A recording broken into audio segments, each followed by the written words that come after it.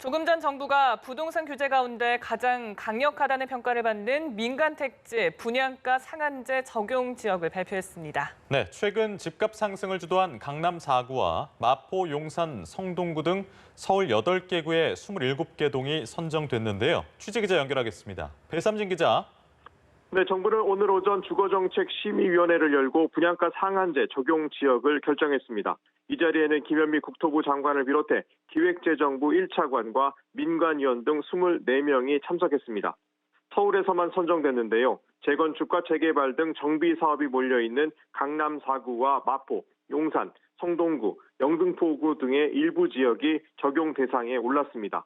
구체적으로는 강남구는 개포와 대치, 삼성, 압구정동 등 8개 동이, 서초구는 잠원과 반포, 서초동 등 4개 동이, 송파구는 잠실과 가락, 송파동 등 8개 동이 분양가 상한제 적용 지역으로 선정됐습니다.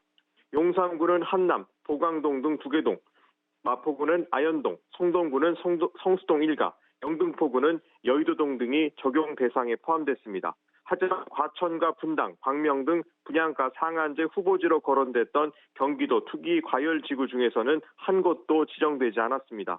분양가 상한제는 전국 투기과열지구 31곳 가운데 분양가 상승률이 물가 상승률의 2배를 넘거나 청약 경쟁률이 5대1을 넘는 경우, 거래량이 20% 이상 늘 경우 대상이 될 수 있습니다.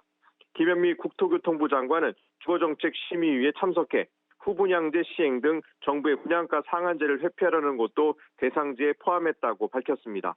하지만 정부는 공급 축소 우려에 따라 시군구의 단위가 아닌 동별로 이른바 핀셋 적용을 했습니다. 이번에 상한제 적용 지역에서 빠지더라도 집값 급등 조짐이 있을 경우 곧바로 주거정책심의위원회를 열어 추가 지정을 할 수 있다는 것이 정부 입장입니다.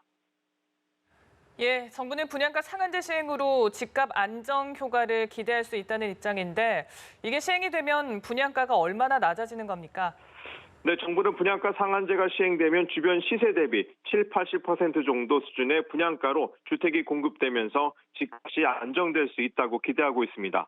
상한제 적용 지역은 분양하는 아파트의 택지비와 건축비를 더한 분양가를 정할 때 지자체 심사를 통과해야 하는데요. 분양가가 낮아진 만큼 최장 10년간 전매를 제한하면 주변 집값이 장기적으로 오르는 것을 막을 수 있을 것으로 정부는 판단하고 있습니다. 다만 분양가 상한제가 시행되면 새 아파트 공급이 줄면서 기존 아파트 가격이 오를 것이라는 전망도 있습니다.